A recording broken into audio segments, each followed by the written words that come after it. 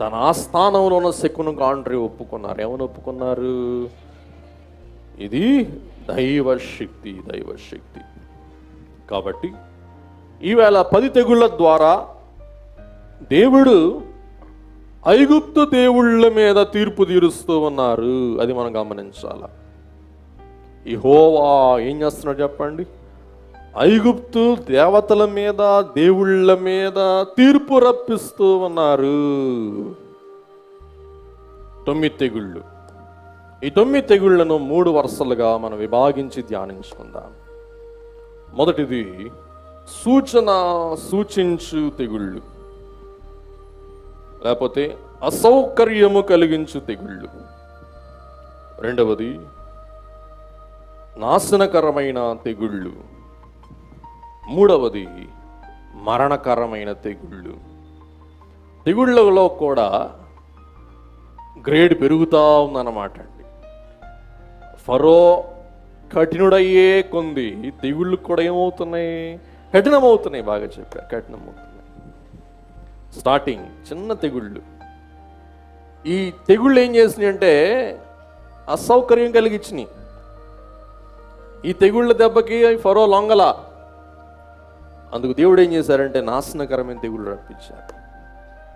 ఆ నాశనకరమైన తెగుళ్లకు కూడా వాళ్ళ తర్వాత దేవుడు ఏం చేశారంటే మరణకరమైన తెగుళ్ళు రప్పించారు. వాటికి లోపల కడ తెగులు ప్రథమ సంతానము చనిపోవుట, డెత్ ఆఫ్ ఫస్ట్ బార్న్, తొలి చూలు లేక తొలి సంతానం మరణింపచేయుట.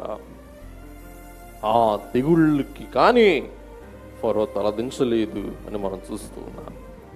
మొదటిది రక్తము, నీళ్లు రక్తముగా మారుట. రెండవది కప్పలు. మూడవది పేళ్ళు. 1 రక్తము, 2 కప్పలు, 3 తేళ్ళు. నీళ్లు లేవు, నీళ్ళు లేక బాధపడ్డారు. బహుశా ఉమ్ము మింగారేమో. 3 రోజులు మన్నించండి, ఆ తెగులు వచ్చినప్పుడు నీళ్ళు లేవు, నీళ్లు లేక అల్లాడిపోయారు. మోషే నీళ్లు రప్పించు. పంపిస్తావా? ఓకే. నీళ్లు శుద్ధి చేశారు. మళ్ళా మోషే వెళ్తున్నా, వెళ్ళటానికి లేదు. మళ్ళా రెండవ తెగులు. ఏంటో తెగులు? కప్పలో. ఎక్కడ చూసినా కప్పలో. ఎక్కడ చూసినా బ్యాక్. జనాలేమో యాక్. అయ్యో బ్యాక్ అంటే వీళ్ళేమో యాక్ అంటున్నారు. అంత కేకలే. కప్పల కేకలు, జనాల కేకల గోలే. పేలు. ఇంకా పేలు గురించి నేను మీకు చెప్పేది ఏమని చెప్పండి. పేలు. ఈ పేలు నెత్తిలో పేలు కాదు, ఒళ్ళంతా పేలే.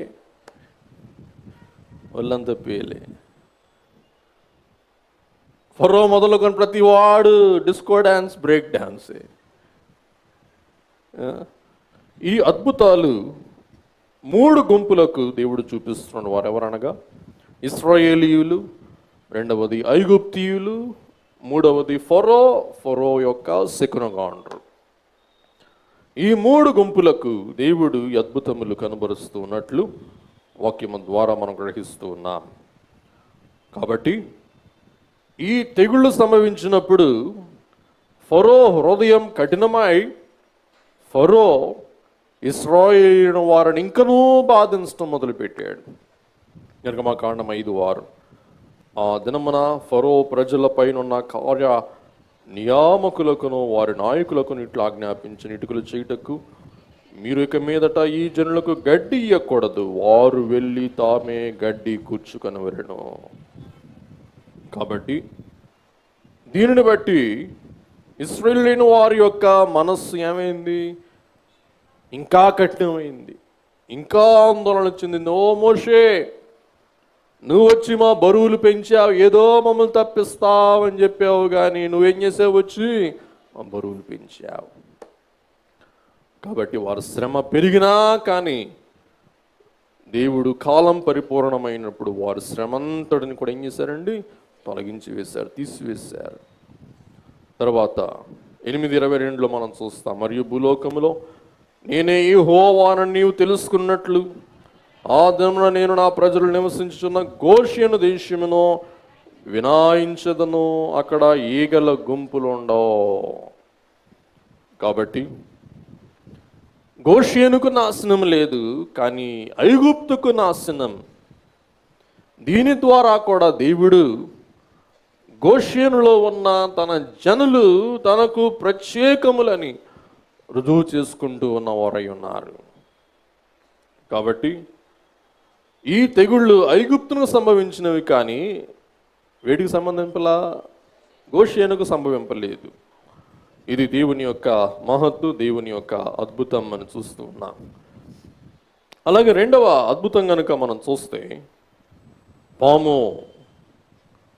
మరి మోషే గారు కర్ర తీసుకుని వచ్చి క్రింద పడవేయగా అది ఏమైపోయింది చెప్పండి? పాము అయింది.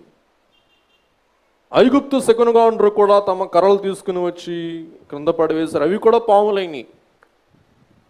కానీ మోషే కర్రను పాము ఐగుప్తు శకునగాండ్రు యొక్క పాములన్నీ కూడా ఏం చేసేసింది? మింగివేసింది. ఇక్కడ పాము అనే సంగతి కనుక మనం చూస్తే ఐగుప్తు రాజు అయిన ఫరో ఎటువంటి వాడంటే మొసలి. ఇక్కడ పాము అని ఉండదు, కానీ మొసలి అని ఉంటుంది. యెహెజ్కేలు గ్రంథం 29:3 కనుక చూస్తే ఐగుప్తు రాజు అయిన ఫరో నైలు నదిలో పండుకొని ఉన్న పెద్ద మొసలి. కాబట్టి దేవుడు మొసళ్లకు తీర్పు తీరుస్తున్నారు, దేవుళ్లకు తీర్పు తీరుస్తున్నారు, ఫరోకు తీర్పు తీరుస్తున్నారు, ఫరో ఆస్థానంలో శకునగాండ్రకు తీర్పు తీరుస్తూ ఉన్నారు. తద్వారా తన మహిమేదో, తన శక్తి ఏదో, తన ప్రభావం ఏదో రుజువు చేసుకుంటూ ఉన్న సమయమందు ఫరో ఆస్థానంలో ఉన్న శకునగాండ్రు కూడా ఏం చేస్తారు? వాళ్ళు అద్భుతాలు చేస్తారు, వాళ్ళు తెగులు రప్పిస్తారు. వినండి, వాళ్ళు తెగులు రప్పిస్తారే కానీ తెగులు తప్పించలేరు. రప్పించడమే తెలుసు కానీ తప్పించడం తెలియదు వాళ్ళకి. వాళ్ళు ఇంకా ఐగుప్తును ముంచారే కానీ ఐగుప్తును ఏం చేయలేదు, వాళ్ళు విమోచించలేదు. అందుకే దేవుడు సాతానుకు కూడా శక్తి ఇచ్చారు. ఎందుకంటే సాతానుడు ఎవడంటే మొదట్లో లూసిఫర్, ఎవడు? ప్రధాన దూత. వాడికి కూడా ఏముంది చెప్పండి? శక్తి ఉంది. ఏ శక్తి ఉంది? పాడు చేసే శక్తి ఉంది. చెప్పండి, ఏ శక్తి ఉంది చెప్పండి? వాక్యంలో మనం చూస్తాం. యోబు గ్రంథం 1వ అధ్యాయం 16వ వచనం, 19వ వచనం. యోబు 1:16. అతడు ఇంకనూ మాట్లాడుచుండగా మరి ఒకడు వచ్చి దేవుని అగ్ని ఆకాశం నుండి పడి గొర్రెలను పనివారిని రగులబెట్టి కాల్చివేసిన దానిని నీకు తెలియచేటి నేను ఒక్కడిని తప్పించుకొని వచ్చి ఉన్నాను. దేవుని అగ్ని పాపం వాడికి అట్లా అర్థమైంది. పిల్లరా, సాతానుగాడు యోబు యొక్క ఆస్తిని పాడు చేయుటకు ఏమి రప్పించాడు? అగ్ని రప్పించాడు. 19వ వచనం. గొప్ప సుడిగాలు అరణ్య మార్గముగా వచ్చి ఆ ఇంటి 4 మూలలను కొట్టగా అది యవనుల మీద పడినందున వారు చనిపోయిరి. ఇక్కడ కనుక చూస్తే గొప్ప సుడిగాలి. ఏం చెప్పండి? గొప్ప సుడిగాలి. దేవుడికి ఉన్న శక్తితో సాతానుకున్న శక్తి పోల్చుకుంటే దేవుని శక్తే గొప్ప, కానీ వీడు శక్తిహీనుడు అంటానికి వీలేదు. వీడికి కూడా ఏమంటే చెప్పండి, శక్తి ఉంది. అందుచేత బయలు మిషన్ వారమైన మనము సాతానును జయించాలా, సాతానును ఓడించాలా, సాతాను పైన మనం ఏం చేయాలా? విజయం సాధించడానికి శక్తి సంపాదించాలా. ఆ శక్తి సంపాదించడానికే ఈ ప్రార్థనా కూడికలు, ఈ వ్రత దినాలు, ఈ దైవ సన్నిధి సహవాస అభ్యాసములు. దీని ద్వారా మనకేమొస్తుంది చెప్పండి? శక్తి వస్తుంది, బలం వస్తుంది. అప్పుడు తర్వాత దీనికి ఎట్లాగైనా నాకు జవాబు రావాలని చెప్పి ప్రార్థించినప్పుడు తోటలో దయ్యం చెప్పింది, మహాసభ నేను చూడలేక నేను సుడిగాలు రప్పించాం, మేమందరం కలిసి సుడిగాలు రప్పించాం. వెంటనే దేవతలు వచ్చి బాణాలు వేశారు. దేవతలు వచ్చి బాణాలు వేసేటప్పటికి మేమందరం వెళ్ళిపోయి ఆ తాడి చెట్టులో దాక్కున్నామని చెప్తున్నాయి అయ్యి. చూసారా దేవుని బిడ్డలారా, దేవుని శక్తి, దేవుని యొక్క కాపుదల దేవుడు మనకిస్తున్నారు కాబట్టి మనం నిర్భయంగా మన కార్యక్రమాలు జరిగించుకుంటూ ఉన్నాం. తర్వాత ప్రభు విషయంలో కూడా సాతాను శక్తి కనబరిచాడు. ఎట్లా అంటే మత్తయి సువార్త 4:5, అంతటా అపవాది పరిశుద్ధ పట్టణమునకు ఆయనను తీసుకుని పోయి. చూసారా, సాతాను ఏం చేసిందంట? యేసయ్యను పరిశుద్ధ పట్టణం తీసుకుని వెళ్ళింది. పిల్లరా, దేవాలయ శిఖరమున ఆయన నిలువబెట్టి ప్రభువుని ఎత్తుకుపోయే శక్తే ఎవడికుంది? సాతానుకుంది. జాగ్రత్త. మన పిల్లల్ని కూడా ఎత్తుకుపోతాడు ఆడు, జాగ్రత్తగా ఉండాలి. కాబట్టి ఫరో అద్భుతం చూడటం, వెళ్ళమంటాం, ఇంకా కఠినమైపోవటం. దేవుడు కొట్టే కొంది ఏమాడండి ఫరో ఇంకా కఠినమైపోతానే వచ్చినట్లు మనం గ్రహింపగలుగుతూ ఉన్నాం.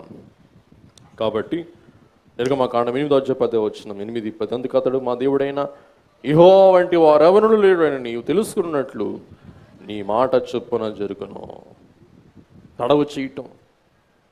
ముందు మగవారు వెళ్ళండి, తర్వాత ఏమో సరే ఆడవారిని తీసుకెళ్ళండి, తర్వాత ఏమో మీ మందలని ఉంచి వెళ్ళండి, చివరికి ఏమన్నాడు? మీరు వెళ్ళండి, మీ కుటుంబీకులు వెళ్ళండి, మీ మందల్ని కూడా తీసుకుని వెళ్ళండి.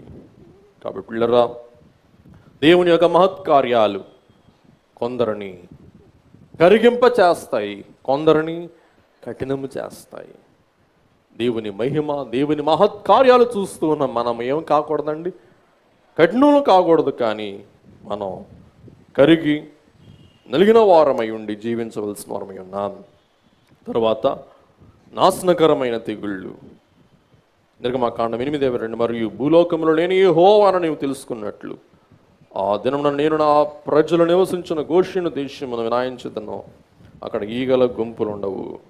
22 మరియు భూలోకంలో నేను యెహోవానని నీవు తెలుసుకున్నట్లు ఆ దినం నేను ప్రజలు నివసించిన గోషెను దేశమును మినహాయిస్తాను. కాబట్టి దేవుడు తన వారికిని ఐగుప్తులైన వారికిని ఒక వేరు కలుగ చేసినట్లు మనం గ్రహిస్తున్నాం. తర్వాత బొబ్బలు. మూడోది కనుక మనం గ్రహిస్తే నాశనకరమైన మరణకరమైన తెగుళ్ళు. నిర్గమకాండం 9:14 సమస్త భూమిలో, నిర్గమ 9:14 సమస్త భూమిలో నా వంటి వారెవరునూ లేరని నీవు తెలుసుకున్న వాళ్ళని ఈసారి నేను నా తెగుళ్ళన్నీ నీ హృదయమునొచ్చినంతగా నీ సేవకుల మీదకి, నీ ప్రజల మీదకి పంపేదను. భూమి మీద ఉండకుండా నీవు నశించిపోనట్లు నేను నా చెయ్యి చాపి ఉంటినేని నిన్ను నీ జనులను తెగులతో కొట్టివేసి ఉందును. కాబట్టి మనం మరి అగ్ని కురియుట, మిడతల గుంపులు, చీకటి, ఇవన్నీ కనుక మనం చూస్తే దేవుడు ఫరోని కొట్టి కొట్టి కొట్టి కొట్టి ఫరోని అణచివేసి దేవుడు తన జనాంగాన్ని తన ప్రభావము చూపిస్తూ, తన మహిమ చూపిస్తూ, తన శక్తి నిరూపిస్తూ తన బలమైన హస్తముతో ఐగుప్తు నుండి ఏం చేశారండి? విమోచించారు. మన జీవితంలో కూడా దేవుని శక్తి కనుగొనాలంటే, దేవుని మహిమ కనుగొనాలంటే మన జీవితంలో కూడా దేవుడు అప్పుడప్పుడు ఏమి రప్పిస్తూ ఉంటారు? శ్రమలు రప్పిస్తూ ఉంటారు, ఇబ్బందులు రప్పిస్తూ ఉంటారు. అందుకే దైవజనులు రాశారు, ఆపదలు మా మావరింప ఆదరించినావుగా, ఆపదలు రానిచ్చి ఆదుకొన్నావుగా. దేవుడు ఆపదలు రప్పించారు, ఆదుకొన్నారు, రక్షించారు. కాబట్టి మనం మన కుటుంబం కొరకు, మన సంఘము కొరకు, ముఖ్యంగా మన దేశము కొరకు ఈవేళ ప్రార్థన చేయాలా.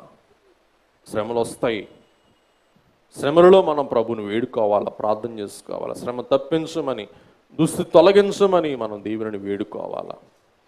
మనం అలాగున గ్రహించి దేవుని యొక్క శక్తిని, బలమును అందుకొని అనేకులకు అందించి ఈ అంధకార లోకములో దేవుని మహిమ దివిల వలె వెలగల భాగ్యం ప్రభు మనెవరికి అనుగ్రహించును గాక. దయగల ప్రభా, కృపగల దేవ, ఫరో ఎదుట మీ శక్తి ప్రభావం రుజువు చేసుకుని నీ గొప్పతనమును ఎలాగును సాక్షార్థంగా కనుబరిచి ఉన్నారు, అలాగూ నీవేళ మేమును కూడా ఈ లోకములో నీ మహిమ, నీ సారము, నీ శక్తి చూపించగల కృప అనుగ్రహించుమని ప్రభావ శక్తి సంపన్నుడైన యేసు నామమున వేడుకొనుచున్నాం పరమ తండ్రి. ఆమేన్.